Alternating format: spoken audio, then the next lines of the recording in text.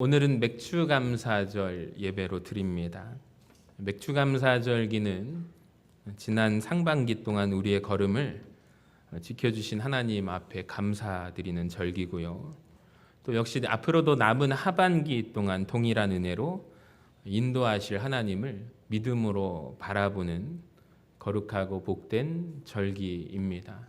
하나님께서 우리에게 오늘 감사절을 주셨고, 또 여러분 감사의 제목이 제가 최소 3가지라고 한 것이지, 여러분 여러 가지가 된다면 오늘 하나님 앞에 온 마음을 다해서 감사하는 귀한 축제의 잔치가 되기를 간절히 소망합니다. 오늘 이 시간 성령님께서 여러분과 함께 하셔서 감사로 여호와를 영화롭게 하는 여러분들에게 하나님의 하늘의 위로와 평강이 함께하기를 간절히 소망합니다. 사람들은 누구나 감사에 대해서 이야기를 해요. 감사는 좋은 것이죠. 그렇게 말하고 가르칩니다. 감사하는 사람이 행복하다라고 세상에서도 말하고 알려주고 있습니다. 그리고 그 감사를 습관으로 만들라, 서점에 가면 그런 관련된 책들도 많습니다. 여러분, 이 모든 말들은 맞는 말입니다. 그런데 오늘 저는 여러분에게 감사에 대해서 조금 더 깊은 질문과 묵상을 하기를 원하는데요.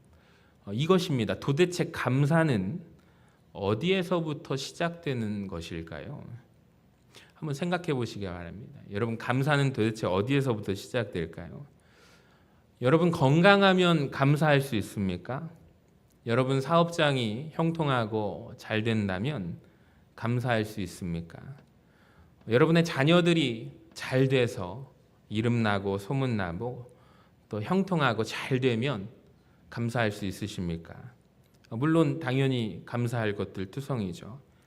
자, 그런데 만약에 이런 것만이 감사의 이유라면 저는 어쩌면 감사할 날보다 우리가 인생을 살면서 감사하지 못할 날이 더 훨씬 많을 것 같다는 생각이 듭니다. 왜 그러냐면 건강은 어제까지 건강한 사람이 갑자기 병을 얻어서 건강하지 않을 수도 있습니다. 내가 자신했던 건강이 흔들릴 수 있기 때문입니다. 물질은 어떻습니까? 충분하지 않습니다. 늘 날마다 부족합니다.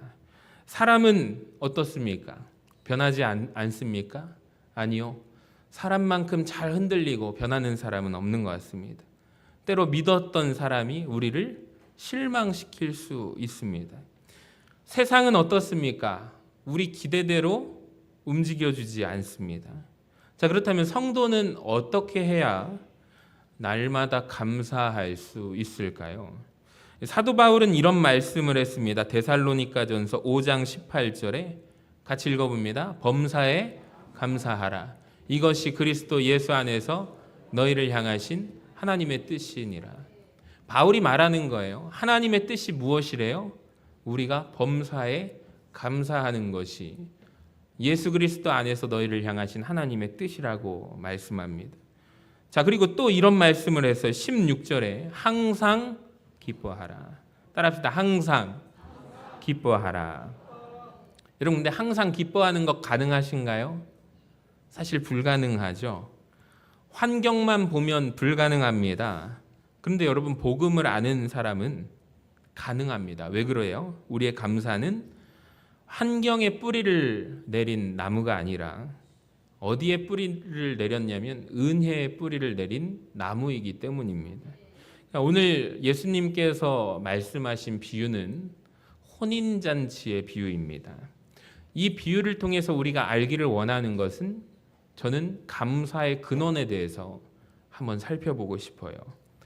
여러분, 이 비유는 단순한 천국의 이야기가 아닙니다.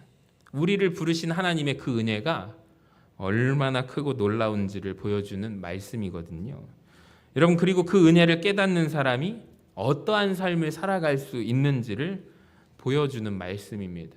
오늘 이 말씀을 통해서 하나님께서 우리 모두에게 다시 한번 감사의 뿌리를 깊이 내려주시기를 주님의 이름으로 간절히 축원합니다. 첫 번째로, 은혜는 자격 없는 우리를 부르셨다는 거예요. 예수님께서는 이렇게 비유를 시작하십니다. 2절에 보니까 천국은 마치 자기 아들을 위하여 혼인잔치를 베푼 어떤 임금과 같으니.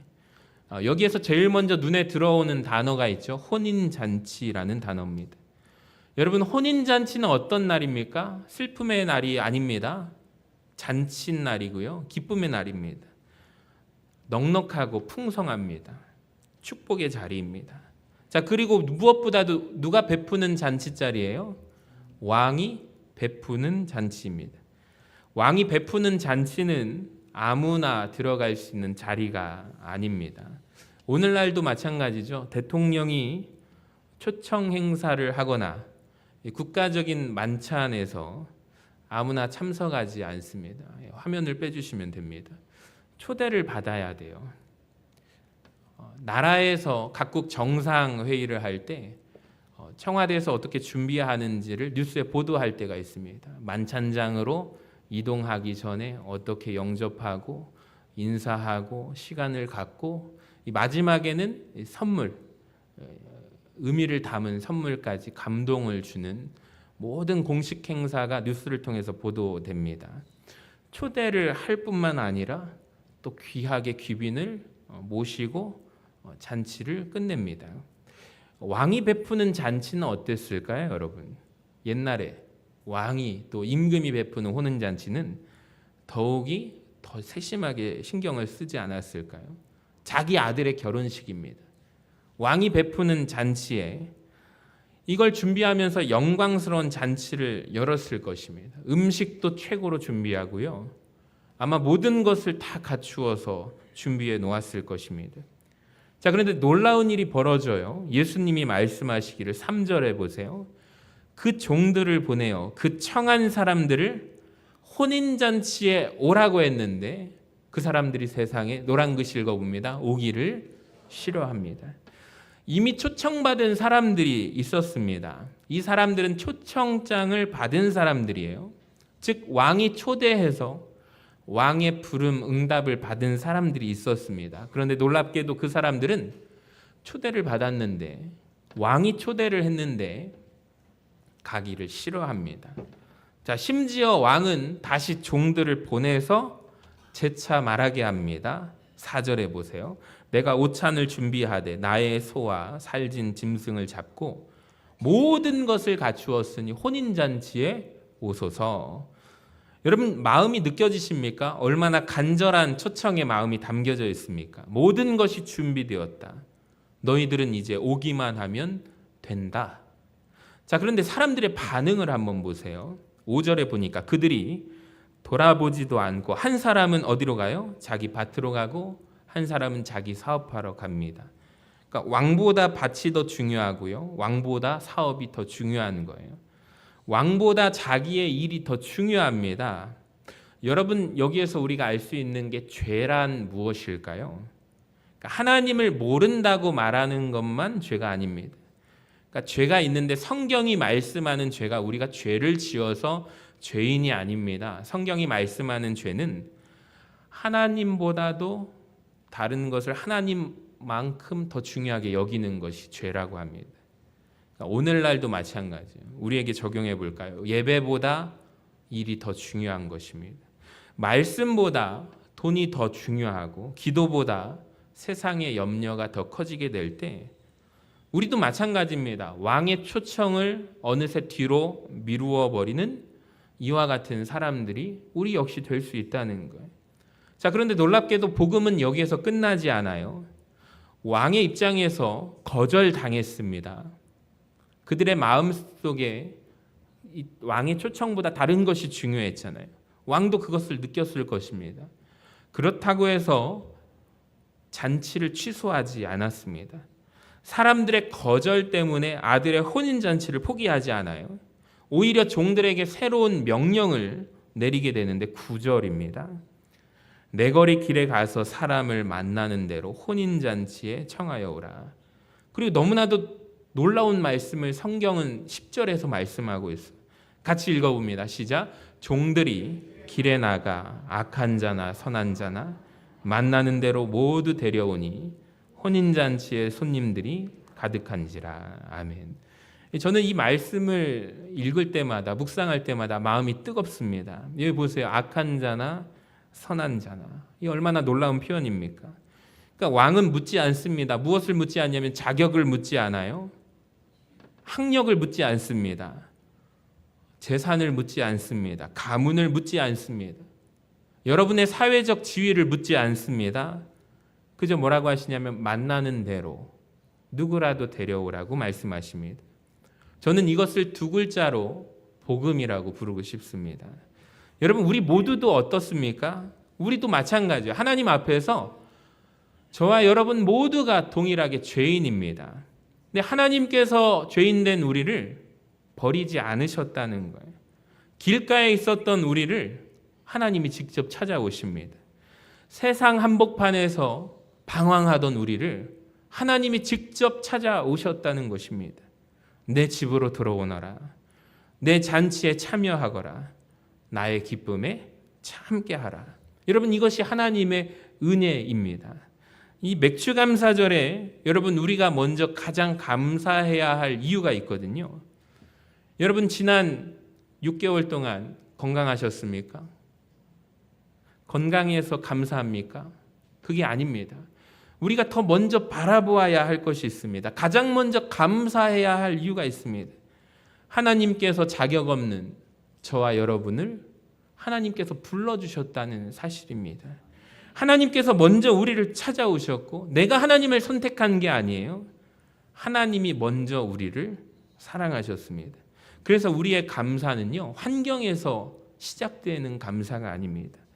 어디에서 시작되냐면 은혜에서 시작되는 감사가 우리 성도들의 감사라는 것을 기억하시기를 바랍니다. 두 번째로, 은혜는 우리에게 그리스도의 예복을 입혀주셨습니다. 여러분, 오늘 비유의 이 말씀을 읽으면서 많은 사람들이 이런 질문합니다. 오직 이 질문만 하는데요. 이것입니다. 아니, 왕이 길거리에서 누구라도 아무든지 선한 자나 악한 자나 데려오라고 해놓고 어떻게 해요? 나중에 예복을 입지 않았다고 왜 한 사람을 쫓아내는 것일까? 이 질문을 하게 됩니다. 사실 처음 읽으면 잘 이해가 되지 않습니다. 갑자기 길거리에서 불려나온 사람들 한번 입장에서 생각해 볼까요? 갑자기 초청받아서 왕의 부름 앞에 나온 거잖아요. 그 사람들이 어떻게 예복을 입고 있었겠습니까? 아마 그 중에 길거리에 있던 사람들도 있었을 것이고 길에서 장사하던 사람들도 있었을 것입니다. 그리고 지나가던 가난한 사람도 있을 것입니다. 어떤 이는 낡은 옷을 계속해서 꿰매 입어야 할 정도로 너무 가난하고 열악한 사람도 있었을 것입니다. 자, 그런데 예복을 입지 않았다고 내쫓는다면 어떻습니까, 여러분? 너무 가혹한 건 아닙니까? 우리가 여기에서 오해하지 말아야 할 것이 있는데요. 그래서 성경을 읽을 때 본문의 문맥과 또 배경을 또 이해해야 합니다. 우리가 이해할 것은 당시의 왕실의 혼인 문화를 이해하고 알아야 합니다. 잘못하면 오해합니다. 왕이요, 혼인잔치를 열었잖아요. 그럼 왕이 무엇을 준비하냐면 모든 음식과 완벽하게 준비가 되었지만 왕이 초청을 한 손님들에게 그들이 입을 예복까지 누가 준비해요? 왕이 준비하는 것입니다. 그러니까 손님 입장에서 초청받은 자들 예복을 준비할 필요가 없는 거예요. 누가 준비했어요? 이미 왕이 준비했기 때문입니다. 그러니까 왕이 입혀주는 옷을 가서 입기만 하면 되는 거예요. 자, 그러므로 오늘 본문에서 예복을 입지 않은 사람의 정확한 의미는 뭐예요? 예복이 없어서 예복을 안 입은 것이 아닙니다. 누가 준비했어요? 이미 왕이 예복을 준비해 놨다니까요. 가서 입기만 하면 되는데 누가 거절한 거예요? 그러면 그 사람들이 거절한 거예요. 안 입겠다고 자기들이 거절한 거예요. 여러분, 이것이 오늘 말씀의 핵심이거든요. 지금 왕이 누구나 아무나 불렀습니다. 선한 자나 악한 자나 다 누구나 불렀습니다. 그런데 아무렇게나 입게 하지 않았어요. 은혜로 부르셨고 은혜로 옷을 입혀주셨습니다. 여러분, 이것이 복음입니다. 따라합시다. 복음. 여러분, 이것을 기억하시기를 바랍니다. 다시, 하나님께서 우리들을 죄 가운데 그대로 놔두지 않으십니다. 방치하지 않으십니다. 버려두지 않으십니다. 여러분, 우리의 더러움을 덮어주십니다. 우리의 수치를 지적하지 않으시고 가려주십니다. 여러분, 우리의 죄를 예수 그리스도의 보혈의 피로 정결하게 깨끗하게 씻어주십니다. 그리고 하나님 나라 백성답게 살아갈 수 있도록 새 옷을 입혀주십니다. 여러분, 성경은 이것을 뭐라고 하냐면 정확하게 그리스도로 옷 입는 것이라고 말씀합니다. 사도 바울이 갈라디아서에서 이렇게 선언하는데요. 같이 읽어봅니다. 누구든지 그리스도와 합하기 위하여 세례를 받는 자는 그리스도로 옷 입었느니라. 아멘. 여러분, 얼마나 놀라운 말씀입니까? 세례라는 의미를 정확하게 아셔야 돼요. 세례라는 의미가 누구로 옷 입는 거예요? 예수 그리스도로 옷 입는 것이 세례를 받은 자의 특권이라는 것입니다. 우리가 입어야 할 예복이 있습니다. 누굽니까? 예수 그리스도입니다. 따라합시다. 예수 그리스도. 우리가 입어야 할 예복이 예수님이시거든요. 예수 그리스도입니다. 여러분, 그래서 교회 다닐 때 교인이라고도 하고 성도라고도 하는데, 믿는 사람이라고도 하고 기독교인이라고도 하는데, 정확하게 말하면 교회 다니는 사람들을 크게 두 부류로 나누면 세례를 받은 자, 즉 예수 그리스도로 옷 입은 사람들이 있고요, 세례를 안 받은 사람들이 있습니다. 옷 안 입은 거죠. 근데 신앙생활을 하면서 제가 권합니다. 세례를 안 받은 분들을 찾아가서 권합니다. 정확하게 우리 교단 헌법에 교회 등록한 지 출석 6개월 된 자가 세례 받을 수 있습니다. 신청을 할 수 있어요. 그럼 저하고 세례 교육을 4주간 진행을 하고 4주 동안 시험을 이렇게 중고등부 학생들은요, 세례에 대한 의미를 너무 가볍게 생각해서 제가 시험 문제를 냅니다. 진짜 시험 봐요. 진짜 시험지를 줍니다. 애들이 깜짝 놀라요. 아니, 교회도 시험을 봐? 맞습니다. 70점 이상 합격해야 세례 문답에 참여할 자격이 주어집니다. 얘네들이 1주차 때는 이렇게 양팔을 꽂고 목사님 어디 해볼 테면 해보세요. 그러면서 특별 과외잖아요. 제가 용을 씁니다. 이리저리로 아이들한테 알게 하고 예수 그리스도와 죄에 대해서, 십자가의 사랑에 대해서, 하나님과 성령님에 대해서, 성경에 대해서 사실은 커리큘럼이 8주 거를 압축해가지고 4주에 녹여내야 되니, 또 얘네들이 집중을 안 하면 잘 안 들으니 어떻게 합니까? 거기에다 세례 교육 총정리까지 해가지고 시험 문제도 콕콕 쪽집게처럼 가르쳐줍니다. 빨간 펜으로 동글뱅이 별표 3개를 쳐가지고 답을 알려줍니다. 신기하게도 시험 기간하고 늘 겹쳐요. 그럼 애들이 선택을 해요. 학교 시험을 공부할 것인가, 세례를 시험 볼 것인가. 전 딱 한 가지만 합니다. 얘들아, 니네 화장실 가서 응가 보기 전에 잠깐 5분만 쳐다보면 다 100점 맞을 수가 있어. 다 티가 나거든요. 시험 봅니다. 쩔쩔매는 애 찾아가서 제가 알려줍니다. 제가 다 100점 만들게 합니다. 비밀입니다. 그런데도 어거지를 부리면서 안 쓰는 애들이 있습니다. 70점이라도 맞게 합니다. 합격시켜서 장로님들 앞에 놓으면은 세례 문답 때 다 탑도 알려줍니다. 야, 작전을 짜자. 말 잘하는 애 있지? 너가 장로님을 누구를 맡아? 목사님이 이렇게 이런 쉬운 질문을 해줄 테니까. 또 갑자기 당황해가지고 말 안 시킬 줄 알았는데 어떤 애 눈물을 뚝뚝뚝뚝 흘리면서 질문할 줄 몰랐는데 막 이럽니다. 그러고 나서 겨우 어르고 달래서 세례교육을 받는 게 우리 현실이. 같이 학생들하고 있던 어떤 89세 성도님은 자기도 세례 본다고 해가지고 밤새도록 한 달 동안 잠 못 주무시면서 그 전날까지 공부하시다가 오셨는데, 제가 학생들만 시험 봅니다 그랬더니 벌벌벌 떠시면서 시험 언제 봐요? 목사님 시험 언제 봐요? 아, 우리 어른들은 시험 안 봅니다 그랬더니 할렐루야. 자기가 잠을 못 잤다고. 그래서 우황청심원 지금 하나 먹고 왔는데 목사님 시험 안 보니까 너무 행복하대요. 시험 볼까요? 그랬더니 안 봐도 된다고. 그래서 너무 좋아하십니다. 그렇게 해서 세례 교육을 합니다. 목적은 하나입니다. 오늘 성경에 보니까 예수로 옷 입도록 그리스도를 고백하면서 세례를 받아야 이제는 하나님의 자녀가 되는 모든 의식을 합니다. 여러분 혹시 이 가운데도 끝까지 나는 세례 안 받으면서 신앙생활 하신다, 그분은 지금 옷 벗고 계신 것입니다. 예수님으로 옷 예복을 입고 신앙생활 하시기를 바랍니다. 여러분 이게 놀라운 거거든요. 성경에서 왜 세례를 받아야 하는가? 여러분 교회가 세례를 주는 것이 교회의 본질상 목적입니다. 세례 교육 받을 때 만약에 우리 교회 화재가 나면 목사님이 가장 먼저 챙겨가지고 뛰어들고 나갈 것이 있는데 뭘까요? 세례 명부입니다. 다른 건 다 재발급돼요. 근데 그건 안 돼요. 92년 된 세례 명부가 있어요. 참 놀랍죠? 거기에 다 이름이 있습니다. 얼마 전에 우리 청년 하나가 예수병원 지원한다고 해서 목사님 저 세례 일자 있을까요? 찾아보니까 다 있습니다. 기록되어 있습니다. 낡은 그 세례 명부가 아직 한 권이거든요. 그거가 그대로 보관되어 있습니다. 제가 제일 아끼는 보물 1호입니다. 통장이라고 해요. 어떤 애들은 목사님 통장 들고 나가실 거죠? 아니 그거 다 재발급돼. 도장도 재발급되고 다 돼. 근데 세례 명부는 목사님이 챙길 거야. 아, 세례가 그렇게 중요하군요. 근데 그런 애들이 교육받으면서는 오케이 했는데 면접 세례 문답할 때는 다 꿀먹은 벙어리처럼 있어요. 성당에서는 6개월 동안 신부님하고 공부한다고 하는데 참 우리가 교육이 참 아깝죠. 그래서 우리도 열심히 이렇게 해야 한다고 저는 생각을 해요.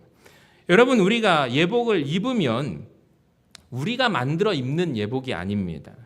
그러니까 이미 하나님께서 준비해 주셔서 예수 그리스도로 옷 입게 하셨잖아요.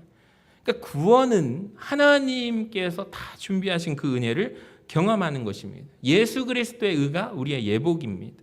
예수의 부활이 우리의 예복입니다. 크게 아멘 하시기를 바랍니다. 여러분 우리는 입혀주시는 은혜를 받은 사람이거든요. 그래서 우리는 장차 하나님 나라 혼인잔치에 참여할 자들이거든요. 그 사실 하나만으로도 우리는 세상이 줄 수 없는 평강을 누릴 수 있는 자들, 세상이 빼앗을 수 없는 감사를 가지고 사는 사람들입니다. 그래서 맥추감사절의 의미는 상반기에 내가 수확해서 하나님 앞에 감사합니다, 이런 의미로 끝나지 않습니다. 더 깊은 묵상이 있는 거예요. 감사의 뿌리가 내 수확한 것에 있는 것이 아니라 은혜에 있다는 것입니다. 여러분 만약에 상반기에 많이 수확하셨습니까? 많은 열매를 맺으셨습니까? 그렇다면 거기에 뿌리를 두신 분은 감사는 수확을 많이 맺으면 많이 감사를 드릴 거지만, 여러분 혹시 누군가는 수확을 맺지 못하셨습니까? 여기에 뿌리를 들이면 누군가는 큰 감사를, 누군가는 적은 감사를 드릴 것입니다. 근데 여러분 이것이 아닙니다. 우리의 감사의 뿌리는 은혜에 있다는 것을 기억하시기를 바랍니다. 여러분 감사의 뿌리는 수확이 아니라 은혜입니다. 그래서 성경이 우리에게 말씀하는 것은 그 은혜를 기억하라라는 것입니다. 망각하지 말고 잊지 말라라는 것입니다.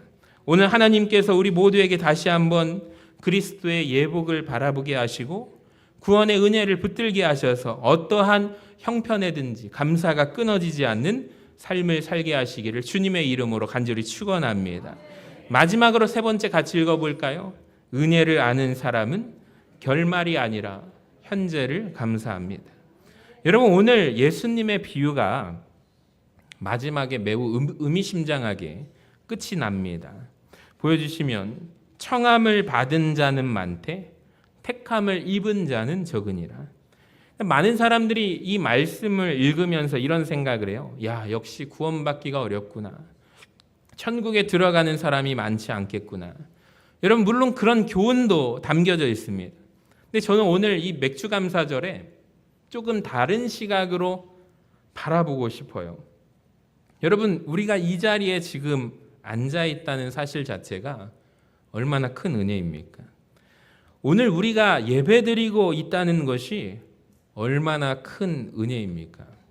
우리 김기란 권사님 오늘 예배 드리시지만 얼마 전까지 병원에서 하나님 내가 퇴원해서 하나님 앞에 예배드리는 것이 얼마나 큰 감사인지 모릅니다.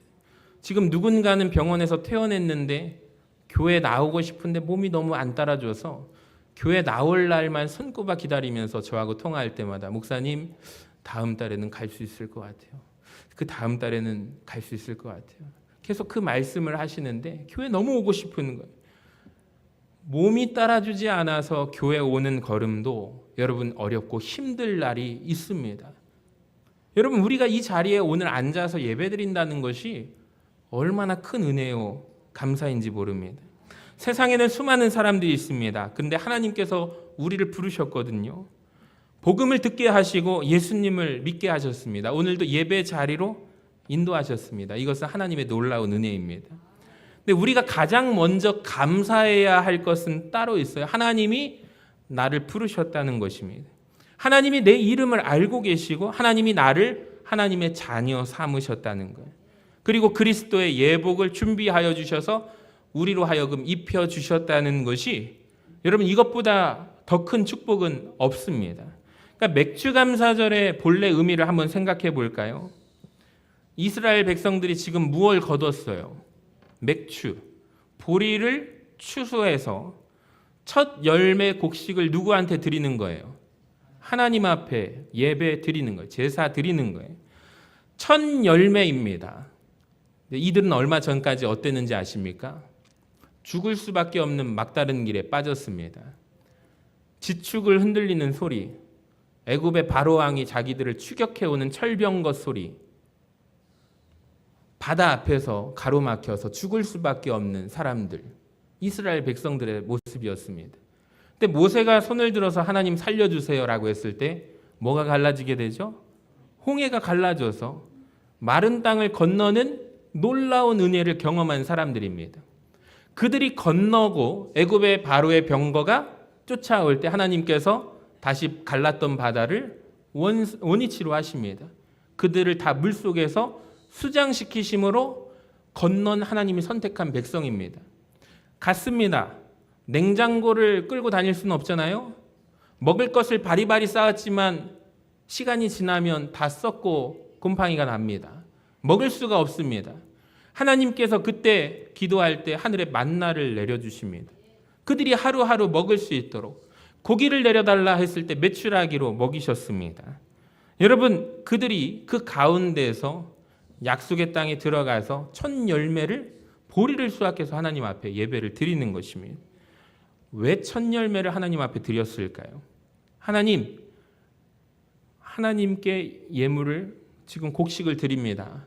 지나온 시간 지켜주셔서 감사합니다. 이 뜻일까요? 아닙니다. 정확한 뜻은 하나님이 다 하셨습니다. 하나님이 지켜주셨습니다. 앞으로도 하나님이 지켜주실 줄로 믿습니다. 여러분 이것이 첫 열매 맥주감사절의 신앙의 고백과 본질입니다. 하나님 여기까지도 하나님 인도하셨는데 남은 것도 하나님이 인도하여 주실 줄로 믿습니다. 그러니까 맥주감사절은 지나온 상반기 6개월을 결산하는 절기가 아닙니다. 과거를 돌아보는 절기임에도 동시에 하나님께 뭘 맡기는 거예요? 미래를 맡기는 거예요. 하나님 앞으로도 내 삶에 우리 교회 앞으로도의 하반기의 삶에 하나님께서 하여 주실 줄로 믿습니다. 지난 6개월 감사하고 끝내는 절기가 아닙니다. 남은 6개월마저도 하나님이 인도하여 주실 것을 믿는 믿음으로 감사하는 거예요. 여러분 감사는 지나간 은혜를 기억하는 것이기도 하지만 아직 오지 않은 은혜를 믿는 믿음이 감사입니다. 그래서 성도의 감사는 언제나 무엇을 포함하고 있냐면 믿음을 포함합니다. 은혜를 기억하는 사람은 원망보다 감사를 선택하는 거예요. 이스라엘 백성들을 아까 말씀드렸지만 홍해 건넜습니다. 하나님이 내리신 만나와 메추라기 먹었습니다. 반석에서 물이 터져나오는 콸콸콸 나오는 물을 마셨습니다. 자, 그런데도 그들은 원망하죠. 원망에 빠진 사람들, 원망의 바다에 모조리 빠져서 죽었습니다. 하나님께서 베풀어 주신 은혜를 기억하지 못했기 때문입니다. 여러분 사람은요 은혜를 잊는 순간 원망하기 시작해요. 하나님이 베푸신 것을 잊으면 부족한 것만 보입니다. 없는 것만 보이고 힘든 것만 보입니다. 그런데 은혜를 기억하면 상황이 달라집니다. 사랑하는 성도 여러분, 오늘 맥추절을 맞이해서 하나님께서 우리에게 묻고 계십니다.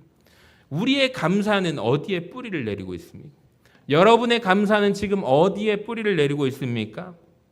수확한 것에 뿌리를 내리고 있습니까? 건강에 뿌리를 내고 있습니까? 물질입니까? 성공입니까? 아니면 하나님의 은혜에 뿌리를 내리고 있습니까? 여러분 바라기는 하나님의 은혜의 뿌리를 깊이 내리시기를 바랍니다. 흔들리지 않습니다. 하나님의 은혜는 변하지 않기 때문입니다. 여러분 오늘 맥추감사절을 맞이해서 우리의 감사의 뿌리를 다시 점검하시고 은혜 위에 뿌리를 내리시는 저와 여러분 되셔서 남은 하반기의 삶도 하나님께서 여러분을 도와주시고 이끌어 가실 줄로 믿습니다. 우리 교회도 그런 역사가 임하기를 주님의 이름으로 간절히 축원합니다.